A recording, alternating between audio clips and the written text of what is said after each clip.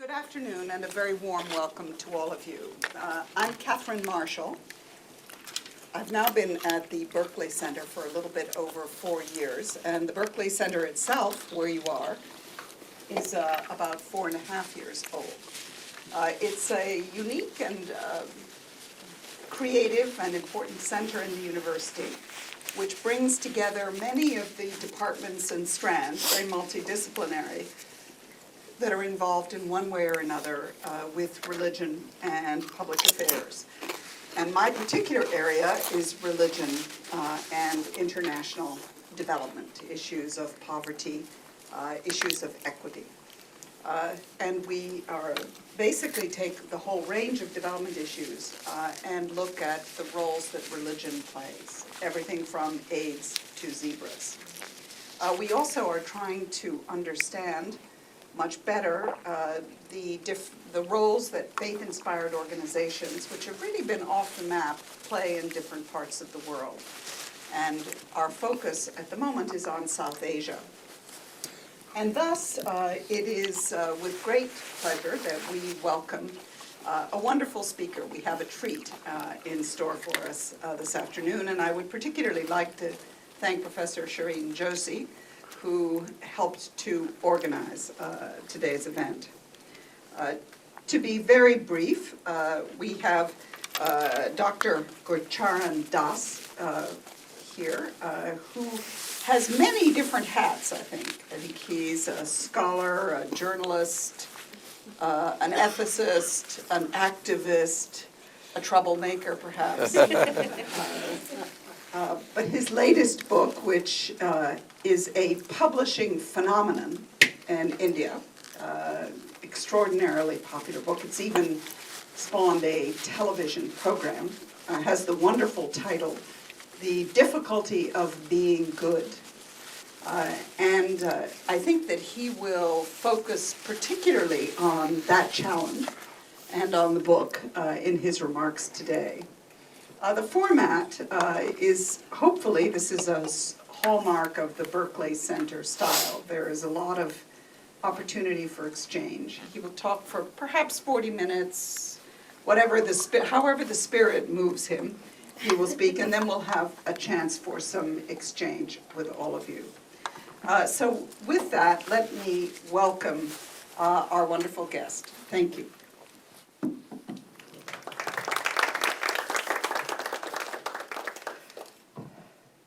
Well, thank you. I'm honored that you've come to listen to me, and thank you, the Berkeley Center, for having me. You know, prosperity is now going to spread in India. It is already spreading both in India and China.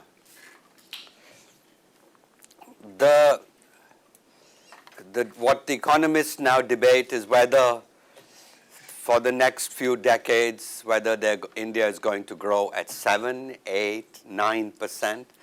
But all these numbers are very high growth. And also, population growth is beginning now to slow down. And so we are looking at a country that's going to turn middle class. So the great old economic problem, which has beset both India and China and many third world countries, is going to be really, in a few decades, a thing of the past. Poverty will not be wiped out, but it will come down to a more manageable numbers.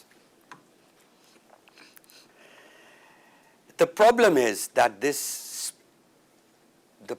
prosperity is spreading in the midst of terrible governance. And when I talk about governance failure, I'm not just speaking about a politician who is caught with a bribe in his pocket. That happens everywhere, in all democracies. The problem I'm concerned with is how it affects the poor. The woman who works in my house goes to get a birth certificate and she's asked for a bribe. 1 out of 4 school teachers in a government primary school does not show up. And 1 out of 4 who shows up is not teaching. And this is at a point in time when teachers' salaries are now very high. By very high, I mean they are 22,000 rupees a month, which is for a teacher in a village, that's 7 times per capita income of the country. In most of the world, a teacher's salary is between 1 and 2 times the per capita income in a country. So when failure takes place of governance, there are 2 dimensions. One is the institutional dimension, and the other is the moral dimension. The institutional dimension is that if a school teacher if you could punish a school teacher who did not show up, every day, the next day, all the school teachers would show up. You need to only punish one. But the moral dimension is, would those teachers, when they showed up, teach with inspiration that we are preparing the next generation, that teaching is my calling, what economists call intrinsic motivation? And so it was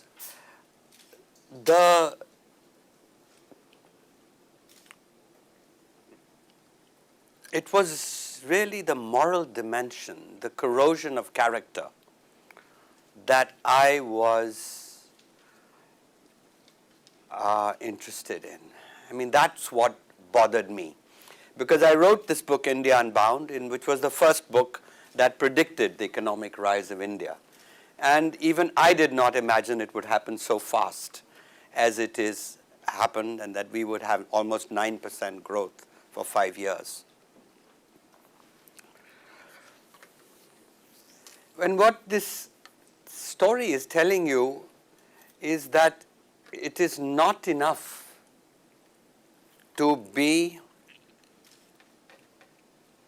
it's not enough to have democracy. It's not enough to have liberty. We have all the liberties and we are very proud of them, and a proud democracy of more than 60 years. It's not enough to have prosperity. You also need something else. It's like the Chinese. The Chinese also have prosperity, but the Chinese have very good governance. What they don't have is liberty, and they need liberty. So, somebody asked me this question last night, and they said, well, what is your take on India versus China? And I said, it's very simply, whether India fixes its governance first or whether China fixes its politics first. Whoever does that will win the race, because prosperity will spread in both countries. Anyway, to look at the moral dimension, I went to the ancient Indian epic, the Mahabharata. Now this you might consider a somewhat bizarre choice to have made for a person in his mid-50s. And I became a student, and I went back and brushed up my Sanskrit. Most Indians are surprised that I didn't go to Benares, but I went to the University of Chicago to do it. But that I won't get. We've had a big controversy about that in India. Why didn't he go to Benares? So, the reason to go to the Mahabharata is one, that the Mahabharata is unique in engaging with the world of politics. Secondly, the Mahabharata is obsessed with the notion of dharma. Now, dharma, many of you Americans know karma, the word karma, but you don't know dharma. And dharma has many meanings. It's a frustrating word in many respects. It can mean law, it can mean duty, it can mean virtue. But the bottom line in most cases is doing the right thing. So that's how to understand it.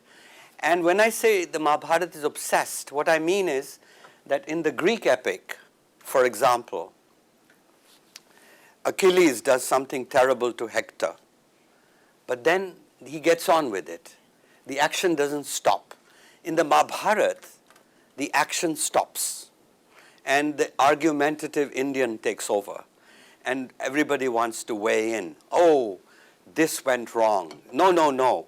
No, no, it was this that went wrong. And so there's very rich discussion of right and wrong. And I'm convinced that good moral reasoning is behind good moral action. And moreover, nobody says, let's ask God. In Christianity, it's easier because you have the 10 Commandments, and you can always go to that kind of an answer. But here you're left to your own devices. And finally, the reason why Mahabharat is, first of all, can you all hear me all right? Yeah. And this mic is working, the collar mic, all right?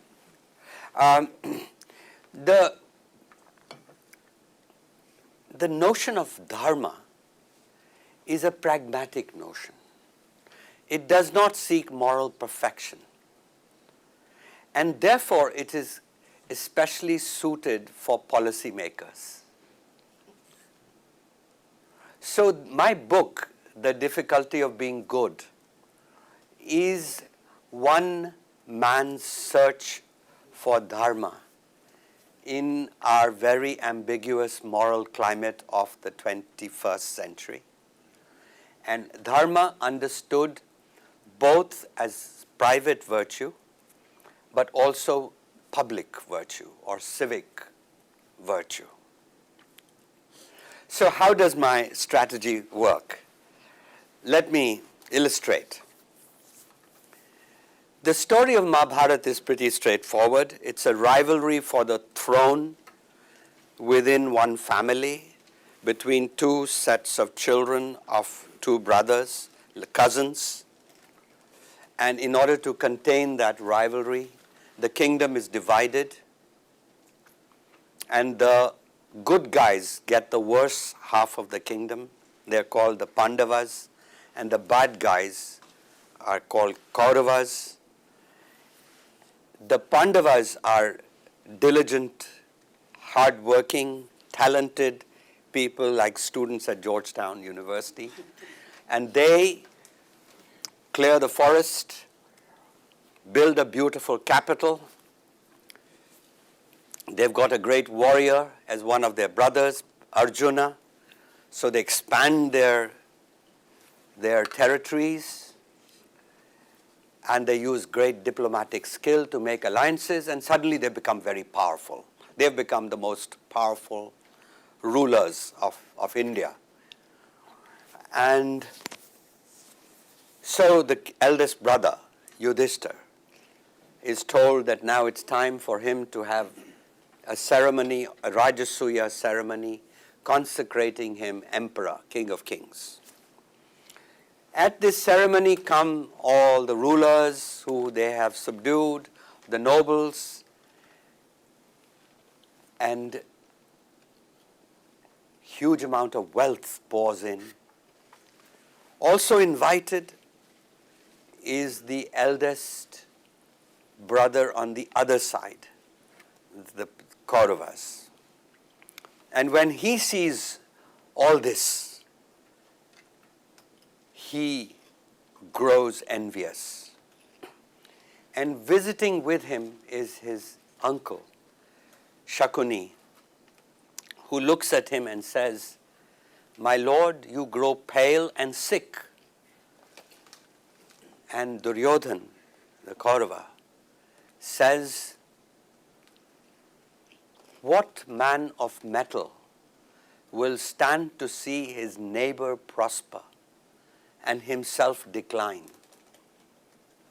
And in those words, he has captured the awful truth about envy, a disease that inflicts all of us without exception. I don't think I have at least met ever any human being who was free of envy. You know, it's understandable for us we understand jealousy, because jealousy is my fear that my friend may run away with my wife, and you'll all sympathize with me.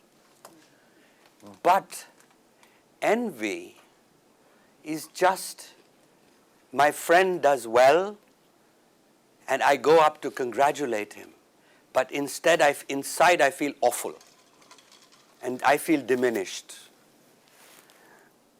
And envy begins very early in life. I remember at the age of 5, there was another young boy in our neighborhood who had a red toy engine, and I hated him for it. And when he was not looking one day, I broke it. They did a study at Harvard University of the graduating class, and they asked the question, would you rather earn $100,000 a year or $50,000? They all said 100,000.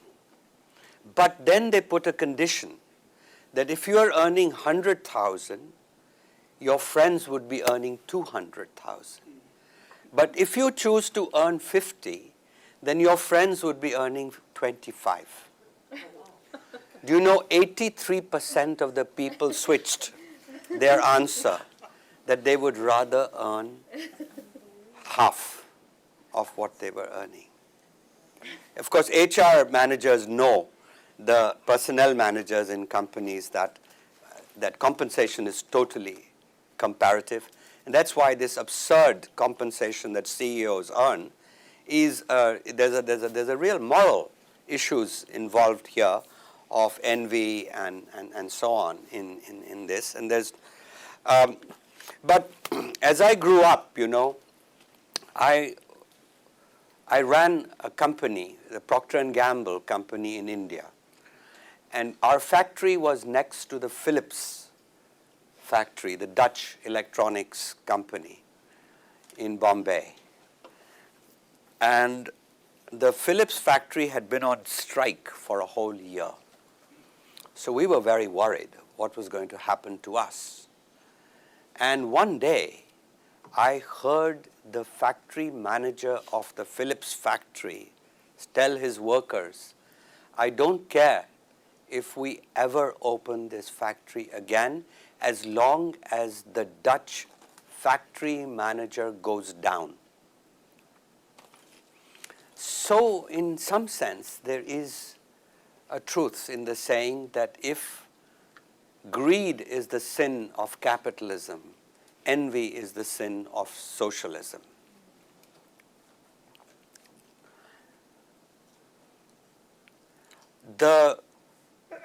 I could not understand why in the 1930s, decent middle-class Germans allowed themselves to be swayed by Hitler to do awful things to the Jews, until I read that 50% of the professionals of Berlin and Vienna were Jews, when only they represented around 3% of the population. And 64% of the physicians of Vienna were Jews. And so we had a society that must have been seething with envy. And so you can see how envy has political consequences. Anyway, let's come back to the Mahabharata. So, the uncle says to Duryodhana, he says, look, these guys have become too powerful. We cannot take them on in a straight contest. We will have to use strategy. And by strategy, he means that he explains, I am the greatest dice player in the world. And Yudhishthir, our rival, who's now king of kings, he is one of the worst, but he's a compulsive gambler. And moreover, I cheat, and nobody knows how. And so you cannot lose. And sure enough, they hold this game of dice, and Yudhishthir, the good guy, the good king, loses everything. His armies, his horses, his slaves, his entire kingdom, his brothers, himself, and his wife. In order to humiliate the Pandavas, the Kauravas, the bad guys, drag in the queen. It's a patriarchal society, and one way you humiliate the men is through the women. And she is now, they say, she's our slave, and we can do what we want. But they do not count on the fact of what kind of woman she is. So instead of weeping there in front of them, she says, she asks the question, did my husband lose me first or himself first in this game of dice? And immediately the Kauravas realize they've fallen into a trap. Because since actually he had lost himself first before staking her, she is questioning that he was then, if he has lost himself, he's already a slave, he's unfree, and therefore he was not capable of gambling her. But the Kauravas are not going to, these legal niceties are not for them. And so the Duryodhana says, strip her. And so the younger brother gets up and starts pulling her sari. But this sari begins to expand infinitely. And he keeps pulling and pulling until he gets tired in half an hour. And he feels humiliated and he sits down. And the epic at this point raises a question that what is happening here? And the answer, of course, somebody gives that she represents dharma. She's a good woman. And this was cosmic justice that happened. In some variants, by the way, of the epic, you have her appealing to Krishna, saying, help me. But in many manuscripts, it's without Krishna in this scene. And so we had this very popular, the most popular television program in India was 104 episode version of the Mahabharata. And when this was going on and this scene took place, a clever Gujarati company marketed a Draupadi collection of saris. But they did not succeed because the saris did not expand infinitely. So, at this point,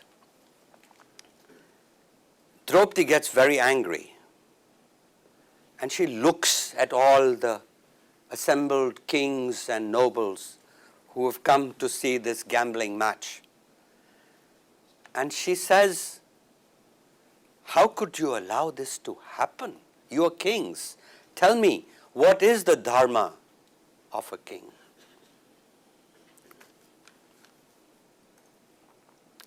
And then the poet, the epic, gets upset and quotes a sage which says that half the punishment for a crime goes to the person who commits the crime, a quarter goes to the ally, but a quarter goes to the persons who remain silent. And so she looks at these silent people, and she looks at the grandfather, the epitome of selflessness, Bhishma, the grandfather of both sides. And she sees him silent. And so there's a whole discussion of what you should do when you see a crime take place. And in this context, currently before Parliament, we have a law today being debated called the Whistleblower Bill to protect whistleblowers. And a number of people have cited this episode of the Mahabharat in it. However, when I was working on this particular chapter in the book, the election for the President of India was taking place. Now, the President of India is a ceremonial figure, not like the President in the United States. The executive head is the Prime Minister. But he's a very respected, he's head of state. And in the month before the election, there were very uncomfortable reports we read about the candidate which had been selected by this government, candidate for the becoming president. It was a woman. We were delighted by that. But then we heard that the woman's husband had been implicated in a murder case which had never come to trial. Then we heard that there was a bank owned by this woman in Maharashtra, and the bank had gone bankrupt. And the official, the liquidator of the bank, an official of the Reserve Bank of India, wrote, and the Indian Express reproduced that report, that the reason why he said the bank went bust was because members of her family had taken loans, huge loans, with no intention to pay them back. At that time, I was writing a weekly Sunday column in the Times of India. So I wrote an open letter to the Prime Minister, Manmohan Singh, and I said, look, you are the Bhishma of this government, the one we respect, an honest man. So please don't remain silent now and let this happen. And I recounted the story of Draupadi and the pulling of the sari, and then the fact that a quarter of the punishment will go to the silent.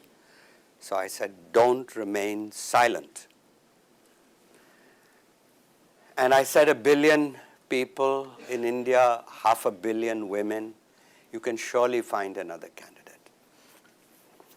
Of course, nothing happened. A week later, we had a new president who replaced the most popular president in Indian history, Abdul Kalam. But that day, most of us felt diminished. Of course, it's a tribute to the Indian media that the day after, nobody mentioned anything about these things. We respected the office of the president, and nobody has said anything in the last 3-4 years that this has happened. Anyway, now you see how my strategy of going back and forth. And so let's go back to the Mahabharat. And now the Pandavas, the good guys, are in the forest, in a jungle. And the queen, Draupadi, she sees her husband sleeping on the hard earth under a tree. And she says, "My heart weeps for you, great king, you who always slept on sheets of silk and pillows of down with 1,000 retainers. Look at you." And what does all this mean? Does this mean that the good people will suffer and live in the slums and in the forest, whereas the bad people will live in the mansions in Georgetown or wherever? And she also raises the question of unmerited suffering, which is what Christianity has done a lot of thinking about. That a woman who lost her job, by the way, in this latest financial crisis, and we all know people like that. This was a woman in Sonipat, an exporting company. She was out of a job suddenly because they lost their customers. She asks the same question. Why did I lose my job when these bankers on Wall Street are the ones who caused the problem? And so Draupadi is asking the same question, that here we were, king of kings, and now, our kingdom was stolen in a rigged game of dice. So she tells her husband, look, you are a kshatriya, a warrior, and your warrior's duty is to wage a just war. And our cause is just, so let's get up an army and go and reclaim our kingdom. And he replies, her husband says, no. She says, that's your dharma of a warrior. He says, no, my dharma is that I have given my word. So you see a clash of two meanings of dharma that has just occurred in the Mahabharata. Dharma as a warrior's duty, and dharma as something inside me that I've given my word. And this is typical of the conflict that occurs in the Mahabharata between the different meanings of dharma. And this drives the narrative forward. So at this point, they continue to discuss what is dharma, and the uncle, the royal counselor, Vidura, comes to visit them in the forest, and they ask him, we've been disputing dharma. And Vidura says, well, dharma is very easy to know. If an action helps the people, if it benefits all of us, benefits everybody, then it's dharma. And if it harms people, then it's adharma. So just look at the consequences of the action, and you can tell. But Yudhishthir, when Draupadi says to him to go and fight, and she says, but why be good to him? And he says, I act because I must. That is this kind of duty that an individual feels.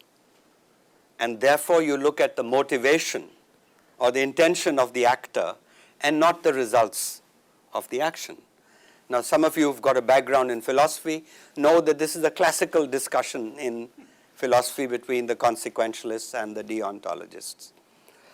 And while I was working on this particular chapter, there was a child who, the newspaper reported, a child was drowning off the coast of Goa, and a young man jumped in and saved the child.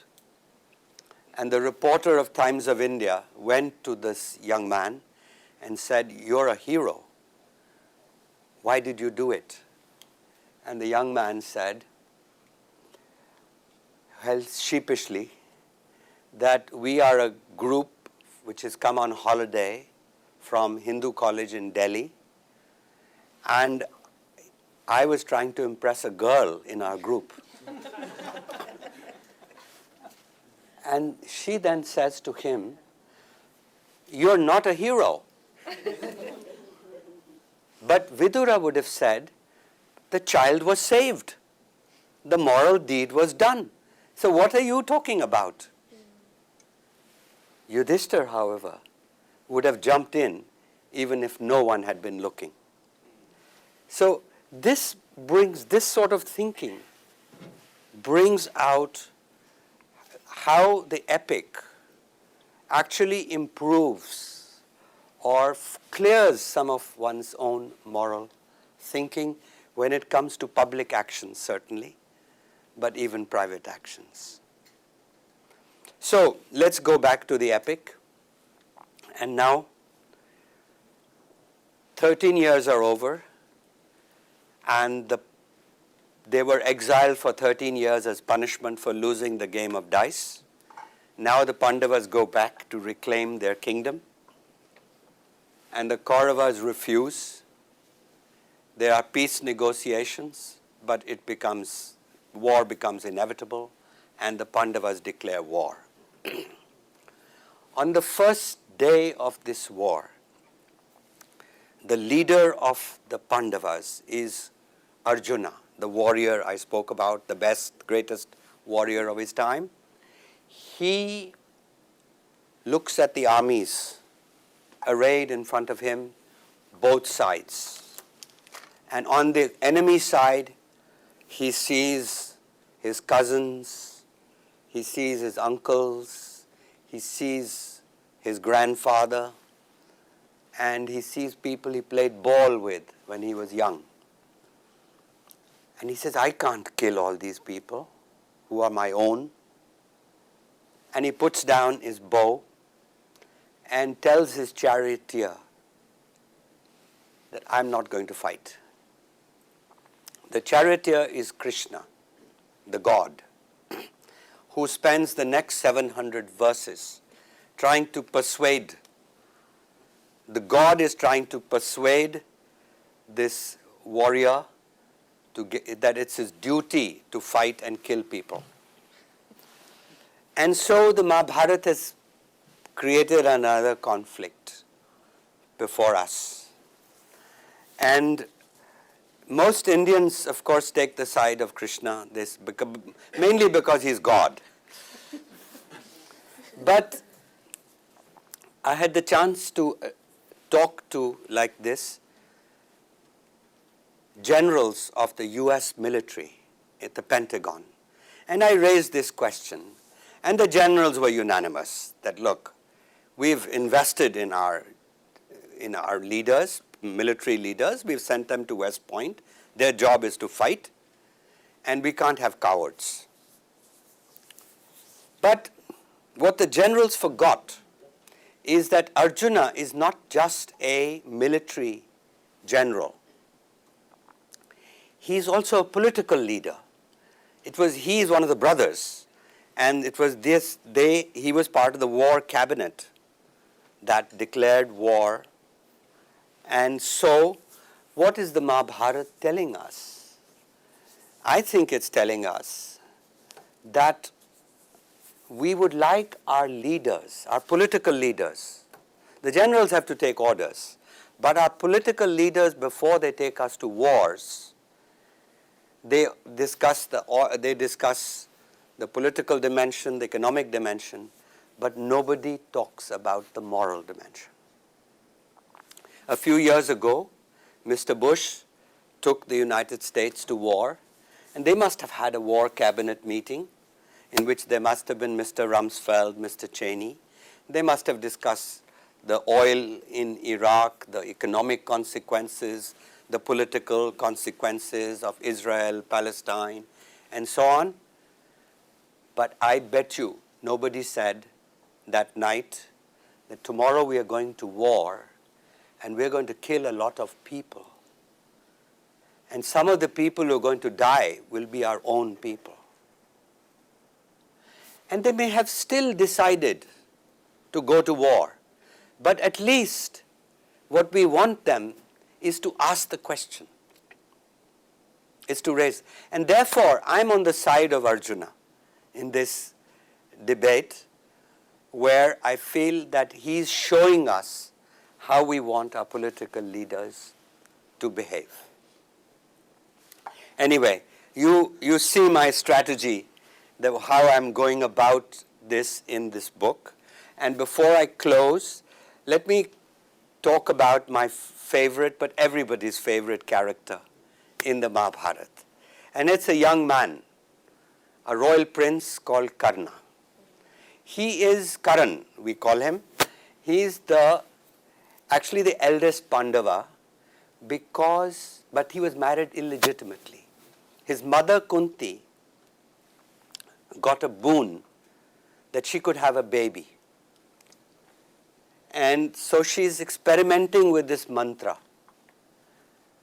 And suddenly 9 months later she has a baby. She's horrified. And so she takes this baby, puts the baby in a basket and floats him on a river. And down the river, the baby is picked up by a charioteer. And so Karna, who is a royal prince, grows up as a charioteer's son. What we would today call in India an OBC, an other backward caste. And one of the aspects of the Karna story is the pain that an individual feels in a low caste person feels in a caste-ridden society. But Karna is a very talented young man. Plus he has got enormous ambition. And in those days, if you were talented, you didn't become a CEO, you became a warrior. And so he becomes a great warrior. But he's constantly slighted, and he's never treated like a warrior. He's treated like a low caste OBC. Karna falls in love with Draupadi, who became the queen, who married the Pandavas later. And she's a beauty, and therefore all the princes and kings of the time go to vie for her hand.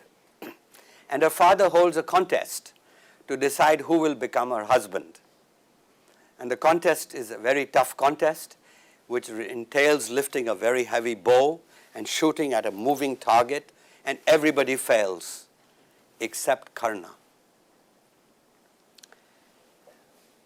So he has won her, and he goes up to her to be garlanded by her. And instead of putting a garland to declare him as her husband, she says, I won't marry a Sutaputra. Sutaputra means a charioteer's son. And even today, in the villages of India, when upper caste people want to abuse the low caste, they call them Sutaputras. Anyway, this unrequited sexual desire of Karna for Draupadi runs through the epic, and that's another sort of side story in the epic. But Karna's story also is illustrating not the notion of caste and being the inequality of caste, but a more universal human problem. And that is that Karna wants to be somebody, not a nobody. And I think we all want to be somebody, but a nobody.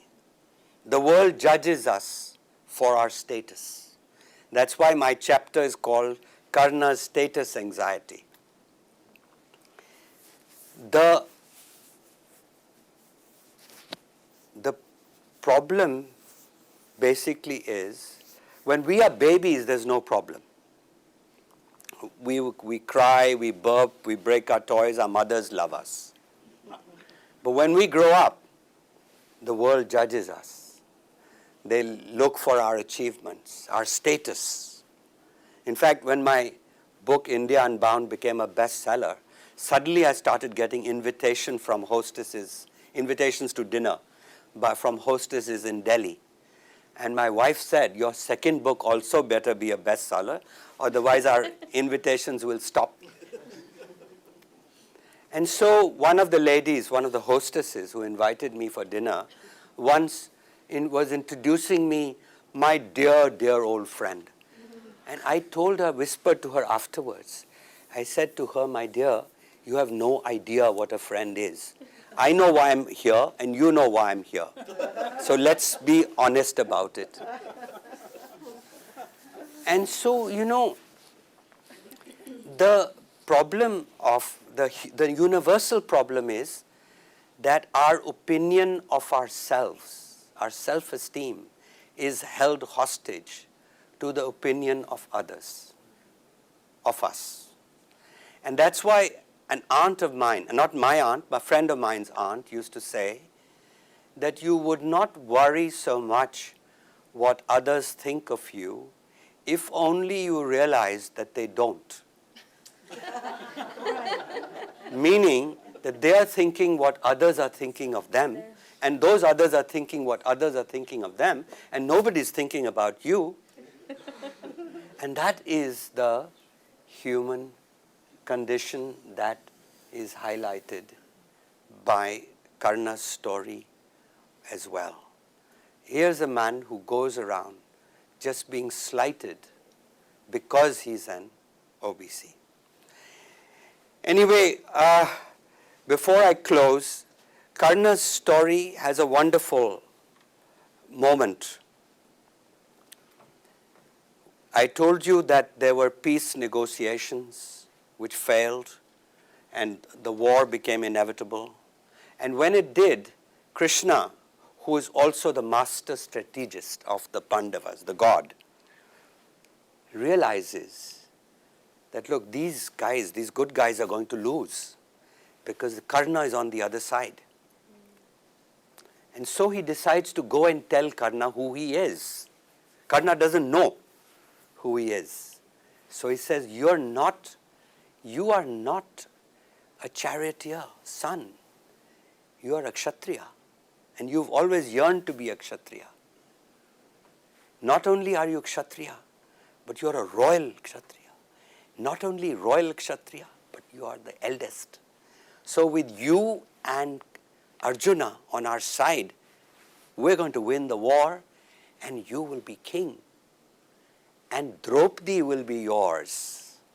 Because Pandavas, the queen of the Pandavas, is Draupadi.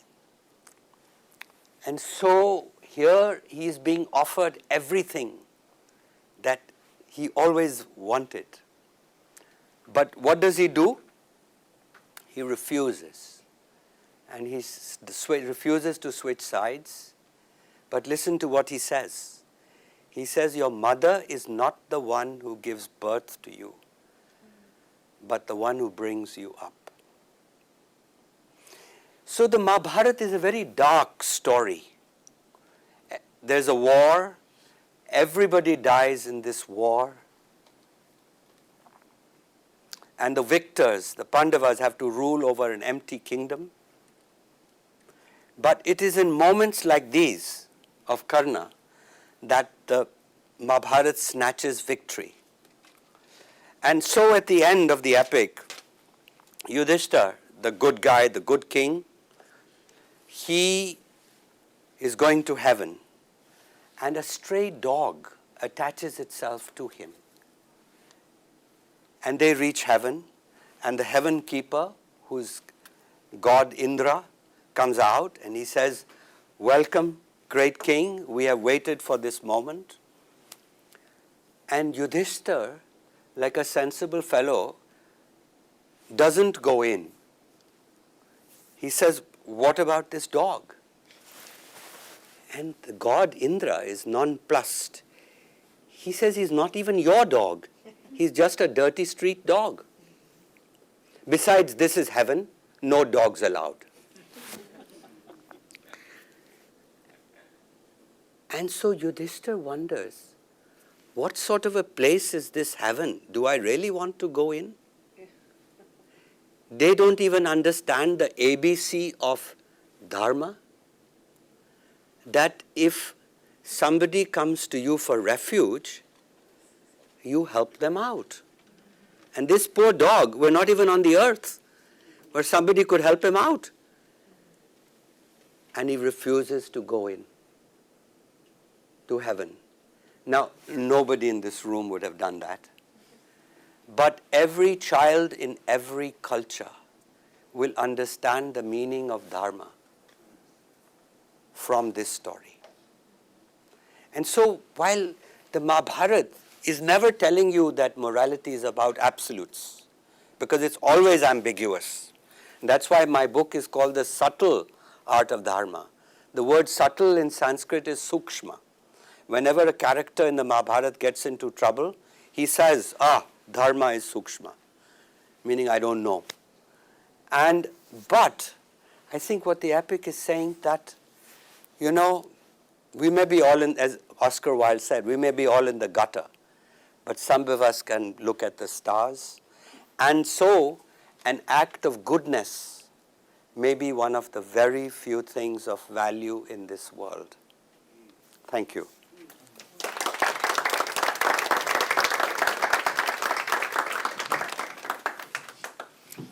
Thank you for an engaging and very thought-provoking discussion.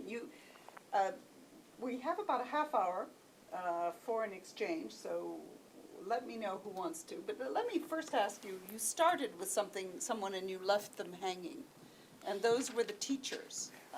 Okay. Where do they come? Right. Well, right through my story, just as the Mahabharata is showing you the mirror all the time, showing us the mirror all the time, showing us how we deceive ourselves, thinking we are good when we are not. The incidents like the Draupadi incident that I recited, when she said, what is the dharma of the king? It is also the dharma of the civil servant, the dharma of the judge. School teachers are civil servants. And it gives me the chance to really look at the moral dimension of those people who work for the state. And this is a place in my book I talk about very fine teachers. There's one particularly there was a story in the paper about how this teacher in a district in Tamil Nadu, Dharmapuri, has gone to school on a bicycle. 16 kilometers he bicycles in the rain or shine from his home. Never missed school once in 40 years. And that school produced some it's a village school, which produced some very, very fine leaders of our country. Anyway, the point here I think that you're asking is that clearly reading the Mahabharata or my book is not going to solve the problem of governance or absentee school teachers. For that, we need reforms. We need to do those institutional reforms. I was trying to bring out the moral dimension and making those absentee school teachers look at themselves in the mirror and saying to them that in a society where the teacher, the guru, is on a pedestal, what sort of message are they giving to children who are in schools without a teacher, waiting for that teacher to come? And so it's in fact, that's why I believe today, more than even economic reform, we're still obsessed with economic reforms in India. But the reforms we really need, I mean, frankly, we need those economic reforms, but we are going to grow 7, 8, 9%, whether Mayawati or Manmohan Singh is ruling India. So the issue today are these difficult reforms, the governance reforms, the police, judiciary, bureaucracy, the politicians, how we're going to, the institutional dimension is what we need to focus on. Thank you. Yes, I appreciate your talk very much. It's really what I'm interested in. Thank you. I was listening with great interest, particularly about your discussion of dharma as the right thing to do in its basic definition. And then you brought in the word pragmatism and practicality. Yes. And I really started to listen then because, take for instance honesty and not lying. Some people argue that, these are God's commandments and God's laws and so on. And I've even tolerated lectures on Kant and his categorical imperative. But I heard a tremendously practical response to why we should be honest and not lie. And it's a simple fact that if you don't make an effort, you will cut yourself off from access of the truth about yourself, about who you are. And who would want to do that? A fool, maybe. That's all I have to say. Well, that's very, very inspiring. But let me give you an opposite example. A few nights ago, I'm staying in McLean, Virginia, where I have grandchildren. And one of them is 7 years old. And she told her mother, "Mommy, you just told a lie on the phone." The mother had said, "Look, I'm feeling sick, and so I can't come for dinner to your dinner party to this friend of hers."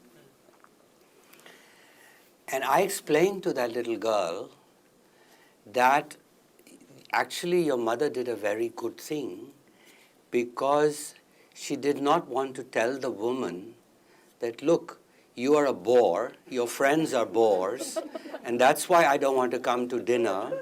She was protecting her. So it was a clash of two duties. A duty to truth, but a duty to protect another human being. Ahimsa, what we call ahimsa. And ahimsa trumped satya. And this is constantly what's happening in the epic, where you are given these moral dilemmas.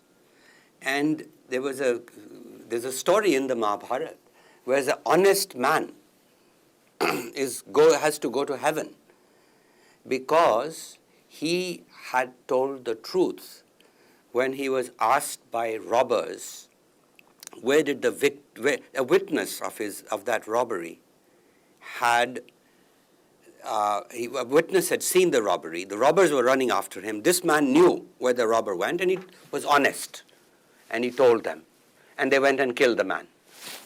And he was told, "You're in hell because you were not supposed to tell the truth in that moment. You were supposed to save that man." Well, you could have said, "I know, but I'm not telling you." Yes. Okay. Okay.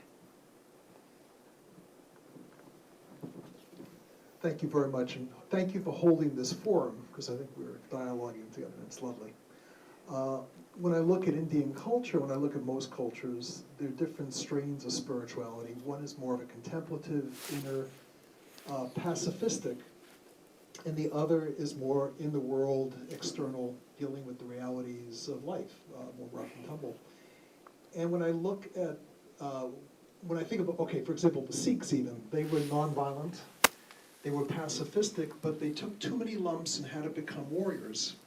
And I'm wondering if this reflects in this epic, in the sense that one has to come to terms with what it means to be nonviolent, to be a monk, more of the traditional image of spirituality.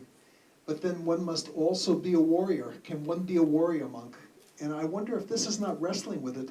But I also wonder if we're also not using divinity to rubber stamp what we consider to be what we feel we need to do. And I wonder if this is an override too. Well, all very, very fascinating points that you have made. And the Mahabharat evolved. It evolved over centuries. And the influence of Buddhism also came into the Mahabharat. the character of Yudhishthir, he feels the eldest brother, the one who is going to heaven with that dog, that story, he feels tremendous remorse after the war. And it's to us, to most Indians, it reminds us of Ashoka, who felt remorse after the battle of Kalinga and gave up war and embraced dharma.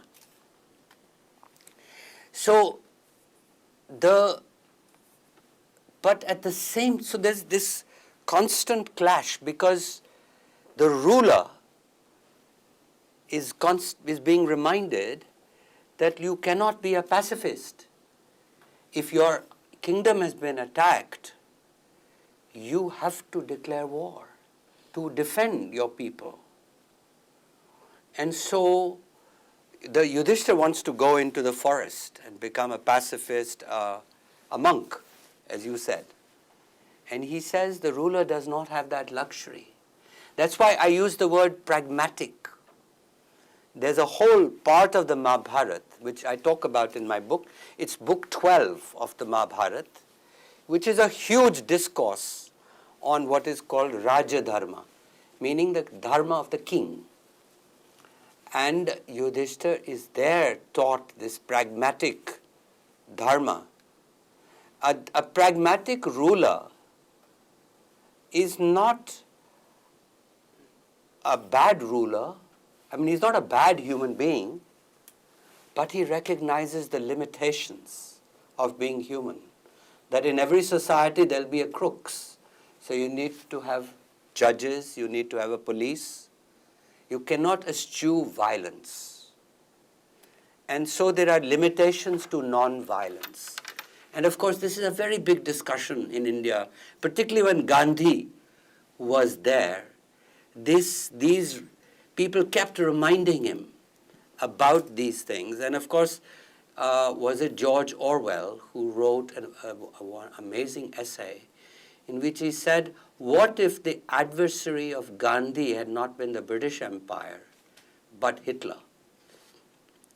And so these philosophical questions are precisely some of the ones that we have to wrestle with. Yeah, just throw one little more insert. George Bush, I'm sure, believed he was doing a crusade and the name was something higher, like he went into Iraq. Yeah. Very long email question. Yeah. Well, this is a big question in the Mahabharata, means and ends all the time. Because Krishna, the god, is always using what he calls strategy, which is tricks he plays, to win the war. And the epic gets very upset. The good guys, on whose behalf he does it, get very upset. You're telling us to kill civilians. I mean, collateral damage is what the generals now call it. And that's wrong. And so this means and ends is a very, very running theme in the epic. Yes. Thank you, Dr. Das, for such an enlightening Yeah, but discussion. please, I'm not Dr. Das. I'm just Mr. Simple. Okay. Yeah, so my question is more related to the definition of dharma. So, from my understanding, even sometimes whenever I also feel certain kind of confusion in my life, I often go to Bhagavad Gita, which is also part of Mahabharata, to resolve that inner conflict. So, for me, is dharma a long-term action? Like dharma sometimes means the purpose of life. In some of the Indian scriptures, it is defined as the purpose of life.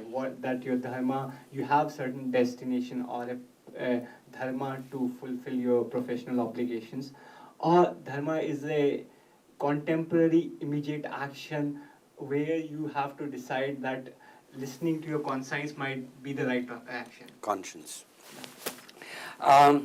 Well, you are right in all respects. At the end of my book, I have a 5-page essay called Dharma, the Story of a Word, in which I show how the notion of dharma has evolved over 2,500 years. And in the Rig Veda in 1500 BC, actually 3,500 years, in the Rig Veda, dharma is used 64 times. But most of the times it means just doing the Vedic rituals that the Brahmins, that the priests prescribe. So you're a good man if you do those rituals and give gifts to the Brahmins. Then later, the notion of dharma evolved in society, and you had the notion of a calling, that is the dharma of a kshatriya, a warrior, was to fight, the dharma of a Brahmin was contemplation, and so on. That's in the Dharma Shastras, that meaning of dharma, which the Mahabharata calls swadharma. Then the Buddhist influence was when it meant dharma is what Yudhishthira talks about, my conscience, that I've given my word. Or he says, I act because I must. That sort of meaning of dharma. Let's go fast forward to the 19th century. In the villages of Bengal, the Christian missionaries are telling people that the only true dharma is that of Jesus Christ. Suddenly, the meaning of dharma has changed to religion. And the Hindus respond to say that ours is the Sanatan Dharma is the true Dharma. So the word has changed from doing the right thing, doing what is your religion. And so in this way the word keeps evolving. And in the 19th century, when intellectuals used like Bankim Chandra and all, they were hugely influenced by John Stuart Mill, by Locke, and the Dharma embraced those ideas at the time, the ideas of the European Enlightenment. Mr. Das, thank you for talking today. My name is Kalyan, and I am a student of the business school here. The question I have is about India and how I feel that as a society, Indians as a society, I feel we are overly reliant on God and religion to solve every problem. I wanted to get your take on that as to how pragmatic do you think it is, or how deviating that is from development. I think this is a overly simplified stereotype, which was perpetrated by Orientalists in the 19th century, the fatalism and all that. And it really does not describe, and Indians embraced it after that, but in fact, it is, I think, less than accurate. I don't know a single CEO today who will say that it is, let me check with God for gaining market share.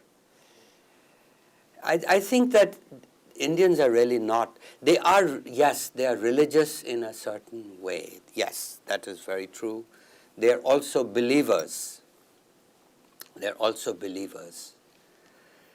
But this book of mine, which is really a book on what you might call secular ethics, because the Mahabharata is so ambiguous.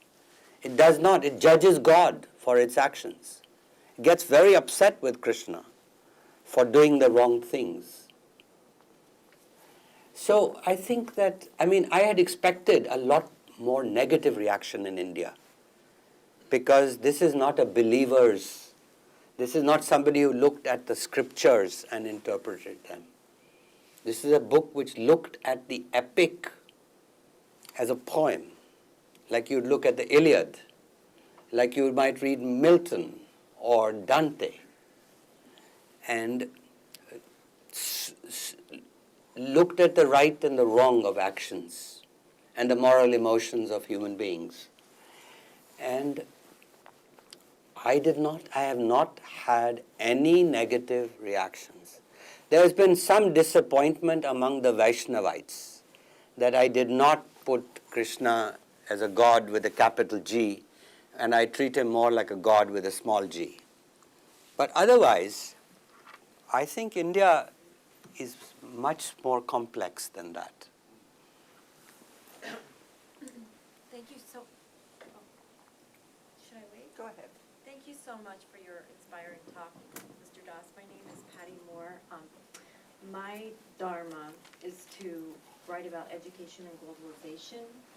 I'm especially interested in India, and I'm wondering if you think there might be potential for India and the United States to collaborate or at least learn from each other on how to improve our educational institutions? This is very, very interesting, because also one of my obsessions is education. And in fact, I gave one talk here, essentially was a fundraiser for Center for Civil Society in India, which is fighting for education reform. And if you go to my blog or go to the last Sunday's Times of India, you'll see an article on education that we were just talking about. And there are a lot of issues. There are areas, because we are both democracies, there are areas of collaboration. And in India, because school teachers don't show up, the poor don't wait around for the teachers to show up. They've opened private schools which charge $4, $3 a month in the slums and villages of India. Now the new law in India wants to close those schools down because they're unrecognized. The reason they're unrecognized is because they cannot pay those school teacher salaries, which even the elite school teachers cannot pay. They're very high, those salaries, school teacher salaries. And so if they were to pay those salaries, then the fees of the schools would have to go up 5, 6 times. And then the poor would not be able to afford them. So there are moral dilemmas in it.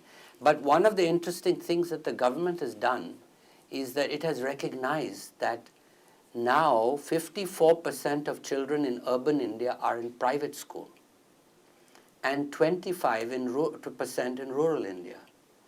So what the government says, especially, was that all private schools must admit 25% of students who are poor, but the government would pay for their fees.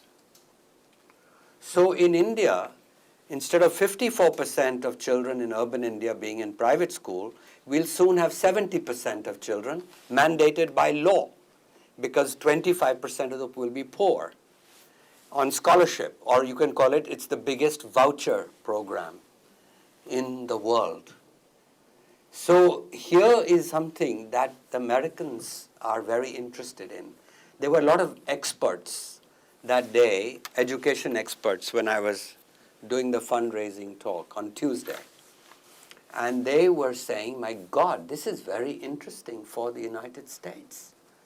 That if the United States also mandated, of course, you have only 10% of your children, or 8% in private school, rather than 50%. But if you required that a third or quarter of these places in schools would be for the poor children, this might be interesting for the poor children. And so we are discussing many kinds of public-private partnerships in India, because the state system is failing so badly, as it is in some cases in the United States. Do we have any other questions? And if not, maybe do you have any sort of final story or final thought before we close? Well, I think I've told I've told the stories. Yes. Okay, we have one more, the last question. Thank you. Well, my question has to do with the practice of Dharma. I'm going on your title, The Difficulty of Being Good or of Doing Good, because you stress the practical aspect. And given the state of the human condition, which is beset with envy invariably, and a need for self-esteem, which of course creates moral ambiguity, which you well expressed, then how does one then practice making the choice for the good when it means renouncing the self? Just be Say the last part again. I missed you at the towards the end. I followed you up to. How does one make the choice to do the good when it would mean renouncing the self? Or doing something against one's own interest? Is that what you Yes, mean? in order not to put the other person down. You gave the contrast of the people who would, the salary issue, of choosing the $50,000, Yeah. everybody else would be making 25, rather than 100,000 because others would be making 200. Right. So that raises a moral issue. Yeah.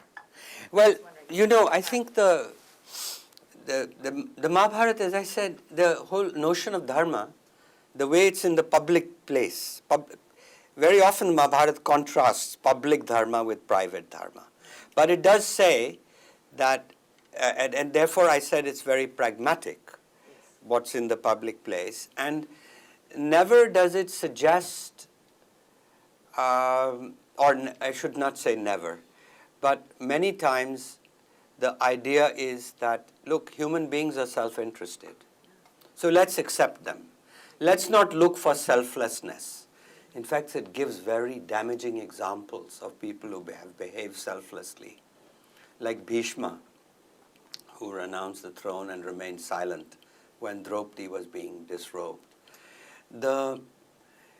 It accepts the fact that the human being, one point it says, well, you know, you wouldn't wake up in the morning if you were not self-interested.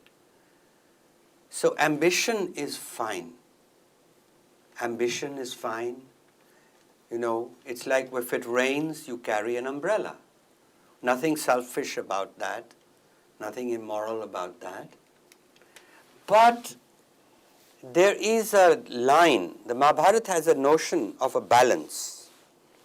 That if you tip the balance, as we did in this global financial crisis, the balance was tipped. Now, if you tip the balance, then of course self-interest becomes selfishness when you are infringing on somebody else's rights. And so I think what the Mahabharata is basically saying is don't look for renunciation. I mean, this is partly getting back at the extreme sort of ascetic tradition that was developing in India. The yogis, the Buddhists, the Jains, all these people were talking about renunciation and leaving the world. And the Mahabharata, and particularly the Gita, which is in the Mahabharata, is saying that ambition is okay, but your ambition should be for your work or for your action, but not for your stock options, if you will, not for your personal reward. So it constantly talks about the whole idea of acting in such a way that you don't care who gets the credit. And this is one of the questions I do raise in my book, that can human beings act in a way that they don't care who gets the credit? This is Krishna's idea, by the way. We call it nishkam karma. Act for the sake of the action and not for the reward. And I raise the question whether this requires diminishing the ego to the point where it is unpractical. It's like Marx's notion of equality, going too far.